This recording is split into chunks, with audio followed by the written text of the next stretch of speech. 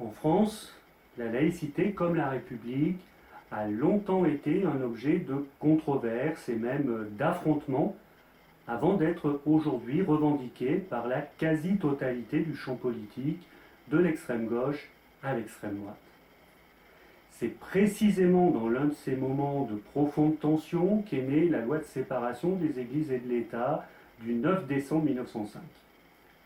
Loi importante en ce qu'elle marque l'indépendance de la sphère religieuse et de la sphère de l'action publique. Mais loi aussi qui a nourri et continue d'alimenter parmi les républicains des débats acharnés sur l'esprit et la nature de cette séparation.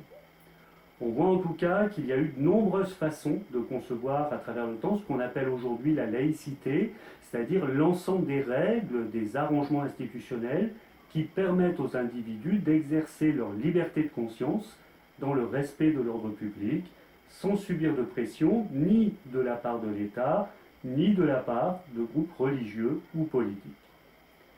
Et comme la laïcité, c'est d'abord du droit, je vous propose de l'aborder à partir de décisions de justice et plus particulièrement des décisions qui ont été rendues par la plus haute juridiction de l'ordre judiciaire en France qui s'appelle la Cour de cassation. Et ça tombe bien, la Cour de cassation a eu à se prononcer sur une affaire qui s'est déroulée dans un petit territoire de l'océan Indien à forte majorité musulmane, mais administré par la France et dont l'enjeu est de définir précisément quelle est la portée pratique de la liberté de conscience. C'est l'arrêt Boucher de Mayotte du 24 mai 1998. Les faits sont les suivants. Monsieur Y est embauché en 1984 dans un magasin d'alimentation de détail à Mamoudzou. Il y occupe plusieurs fonctions avant d'être affecté en 1992 en qualité de boucher. Il exerce cette activité pendant 2 ans avant de s'aviser qu'il était amené à toucher de la viande de porc. Estimant alors que sa foi musulmane était incompatible avec l'exercice de sa profession, il demande à son employeur de le changer de service. Et en attendant, il ne vient plus au travail. Il est licencié et conteste son licenciement, d'abord devant le tribunal de première instance de Mamoudzou, qui rejette sa demande en faisant remarquer que personne ne l'avait obligé à accepter un poste de boucher, puis devant le tribunal supérieur d'appel, qui lui donne raison en déclarant le licenciement sans cause réelle et sérieuse et en condamnant l'employeur à lui verser des dommages et intérêts. En vertu du principe de laïcité, garanti notamment par l'article 1er de la Constitution de la République française, l'employeur est en effet tenu de respecter les convictions religieuses de ses salariés.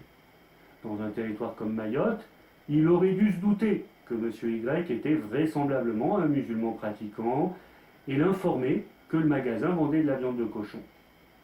Évidemment, l'employeur n'est pas satisfait de cette argumentation et il se pourvoit en cassation.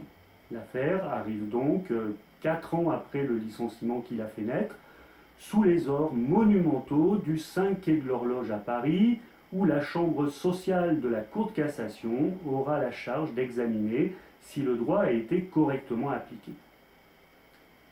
Quels sont les principes qui s'opposent dans cette affaire? Et quelle serait la solution juste à appliquer?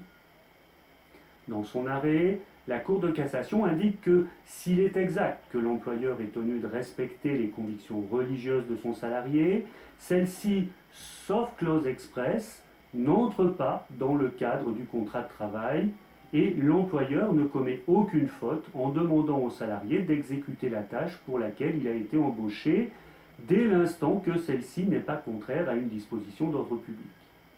En d'autres termes, il est interdit, sauf cas particulier, de faire de l'appartenance religieuse un motif d'embauche. À Mayotte, où la loi de 1905 ne s'applique pas, les cadis et leurs greffiers sont des fonctionnaires territoriaux payés par la collectivité départementale. Il peut paraître pertinent d'embaucher uniquement des musulmans pour occuper ces fonctions de nature confessionnelle. Mais pour l'emploi d'un boucher, le patron commettrait une discrimination s'il tenait compte de la religion des candidats. Il ne cherche pas un boucher musulman, mais seulement un boucher. Si le boucher est musulman par ailleurs, c'est son affaire, pas celle de l'employeur. Même si les populations de Mayotte se déclarent très largement de confession musulmane, c'est le droit français qui s'applique et pas la charia. comme la loi française n'interdit pas de vendre du porc, le boucher de Mayotte ne pouvait pas se prévaloir de sa religion pour refuser de toucher cette viande. Le licenciement est donc justifié. Dans son arrêt Boucher de Mayotte, la Cour de cassation cantonne la religion ou l'absence de religion dans le seul domaine de la liberté de conscience. Chacun peut penser ce qu'il veut, ça ne regarde que lui, et ça ne lui confère aucun droit particulier, ni aucune obligation dans le domaine du travail qui est détaché de l'influence religieuse. Mais 20 ans plus tôt, la Cour avait suivi un raisonnement assez différent dans une autre affaire qui touchait aussi aux relations entre religion et travail. Les faits sont les suivants. Madame Claude Allione est institutrice. En 1958, elle est embauchée par le cours Sainte-Marthe, une école privée catholique de Grasse dans le sud de la France, institution qui a conclu un contrat d'association avec l'État. Les cours y sont dispensés sous la supervision du ministère de l'Éducation nationale, conformément aux programmes officiels, et les enseignants recrutés par l'école sont même payés par l'État. Mais celui-ci garantit à ces établissements privés confessionnels un caractère propre qui leur permet en plus de proposer des activités facultatives en lien avec la religion. Encore aujourd'hui, la loi de 2004, qui interdit les signes religieux visibles dans les établissements scolaires, ne s'applique pas aux écoles privées confessionnelles, qu'elles soient catholiques, protestantes, juives ou musulmanes. Le mari de Claude ne se conduit pas vraiment en bon père de famille, si bien qu'en 1969, elle obtient le divorce. Ça n'est pas un problème pour l'État, mais ça pourrait l'être pour l'employeur lié à l'Église catholique qui considère le mariage comme un sacrement conclu devant Dieu et qui est donc censé être indissolu. On se marie jusqu'à ce que la mort nous sépare. Mais la doctrine religieuse s'est adaptée aux droits de l'État en considérant que la dissolution du mariage civil ne remettait pas en cause le mariage religieux. Pour l'Église, Claude est donc toujours considéré comme marié jusqu'au décès de son ancien époux. Mais l'amour a bien des mystères et il arrive qu'elle se remarie l'année suivante, juste avant la rentrée des classes, à un potier honorablement connu de la région, Monsieur Roy. Et là, c'est le drame parce qu'elle est alors considérée par l'Église comme mariée 2 fois à 2 hommes différents, ce qui la place en état d'adultère, l'un des plus grands péchés qui soit pour les catholiques. Apprenant la nouvelle, la directrice de l'institution Sainte-Marthe convoque donc Claude, désormais épouse roi, et lui demande de démissionner. En effet, lui explique-t-elle, la présence d'une divorcée remariée va complètement à l'encontre des valeurs religieuses de l'école et pourrait causer des troubles parmi les parents d'élèves. L'institutrice refuse de se démettre de ses fonctions au motif qu'elle ne donne pas des cours de religion, mais dispense au contraire un enseignement purement laïque d'histoire et de grammaire, de géographie et de calcul. Sa vie privée ne doit donc pas entrer en ligne de compte. Seule doit être appréciée sa compétence professionnelle, qui n'est nullement contestée et a trouvé à s'exercer pendant 11 ans dans la même école.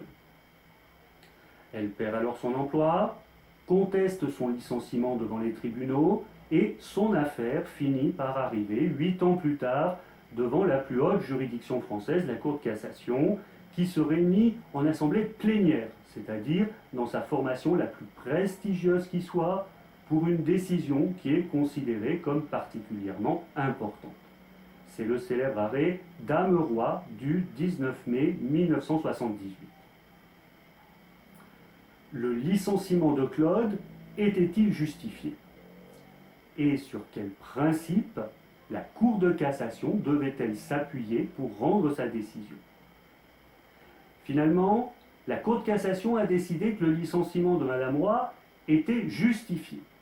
Si les parents d'élèves avaient choisi d'inscrire leurs enfants au cours Sainte-Marthe plutôt que dans une école publique, c'est sans doute qu'ils tenaient à ce que certaines valeurs religieuses soient respectées. Et l'État laïque n'a pas à s'occuper de ces choix, qui relèvent de la liberté de conscience de chacun, tant qu'ils ne sont pas contraires à l'ordre public. Par conséquent, même si l'institutrice suivait les programmes de l'enseignement public et ne donnait pas des cours de religion, elle ne pouvait pas ignorer que l'établissement dans lequel elle exerçait depuis 11 ans déjà réprouvait, pour des raisons de morale religieuse, le remariage des divorcés.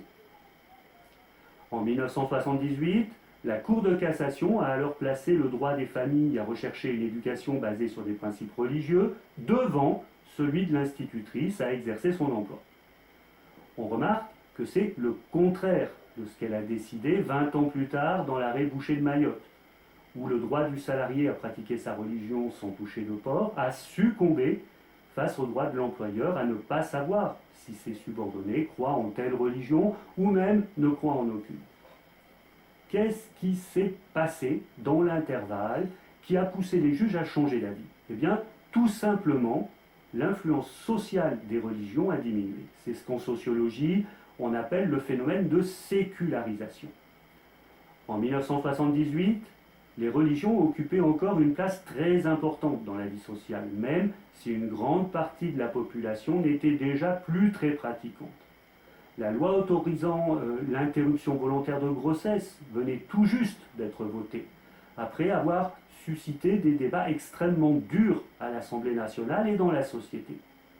Socialement, il n'était pas concevable, sauf pour les athées les plus endurcis, de ne pas célébrer un mariage religieux après le mariage civil à la mairie. La religion, le cultuel, faisait en quelque sorte partie du cadre culturel des Français et ne s'opposait pas le moins du monde à la laïcité. De nos jours, par contre, la France est le pays d'Europe de l'Ouest où l'absence de pratique religieuse est la plus élevée. D'après l'enquête européenne sur les valeurs de 2017, les 100 religions représentent désormais 58% de la population totale du pays, 8 points de plus en l'espace de 10 ans. Et les valeurs religieuses influencent de moins en moins les comportements. L'enquête Théo, conduite par l'INSEE et l'Institut national d'études démographiques en 2008, montre que parmi les 18-50 ans ayant grandi dans une famille avec une religion déclarée, un peu plus de la moitié se considèrent moins religieux que leurs parents. Et même parmi les groupes où l'influence religieuse est la plus forte, à savoir les musulmans et les juifs, l'identité religieuse n'est généralement pas vécue chez nous en opposition à la citoyenneté.